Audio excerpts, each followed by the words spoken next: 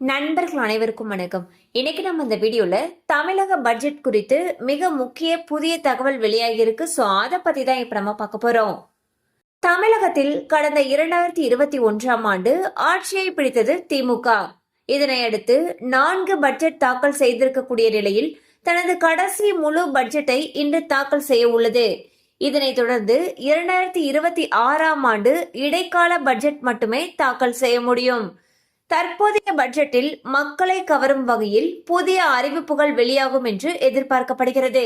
அந்த வகையில் பெண்களுக்கு வழங்கப்பட்டு வரும் மகளிர் உரிமை தொகை 1000 ரூபாயிலிருந்து 2000 ரூபாயாக அதிகரிப்பது, பயனாளிகளுடைய எண்ணிக்கையை அதிகரிப்பது, கடும் கட்டுப்பாடுகள் தளர்வு போன்ற அறிவிப்பு வெளியாகலாம் என்று எதிர்பார்க்கப்படுகிறது.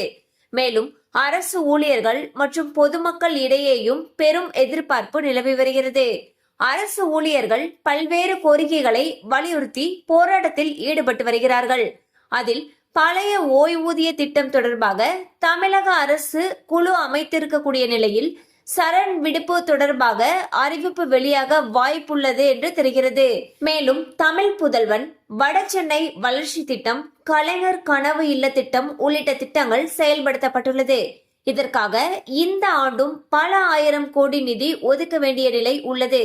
குறிப்பாக மகளிர் உரிமை தொகை திட்டத்திற்கு மட்டும் கடந்த நிதியாண்டில் மகளிர் உரிமை தொகை திட்டத்திற்காக 13,720 கோடி ரூபாய் நிதி ஒதுக்கீடு செய்யப்பட்ட நிலையில் இந்த ஆண்டு மேலும் கூடுதலாக நிதி ஒதுக்க வேண்டிய கட்டாயம் ஏற்பட்டுள்ளது. இந்நிலையில் 2026ஆம் ஆண்டு சட்டமன்ற தேர்தலுக்கு இன்னும் 10 மாதங்கள் மட்டுமே உள்ளதால் இந்த நிதிநிலை அறிக்கையில் புதிய திட்டங்கள் குறித்த அறிவிப்பு வெளியாகும் என்று எதிர்பார்க்கப்படுகிறது. ஆனால் மத்திய அரசிடமிருந்து தமிழகத்திற்கு தர வேண்டிய நிதியானது உரிய முறையில் கிடைக்காமல் உள்ளது. வெள்ள பேரிடர், கல்வி திட்டங்கள், ஜிஎஸ்டி உள்ளிட்டவைகளுக்கு மத்திய அரசிடமிருந்து நிதியை எதிர்பார்த்து காத்திருக்க வேண்டிய நிலை தமிழகத்துக்கு உள்ளது.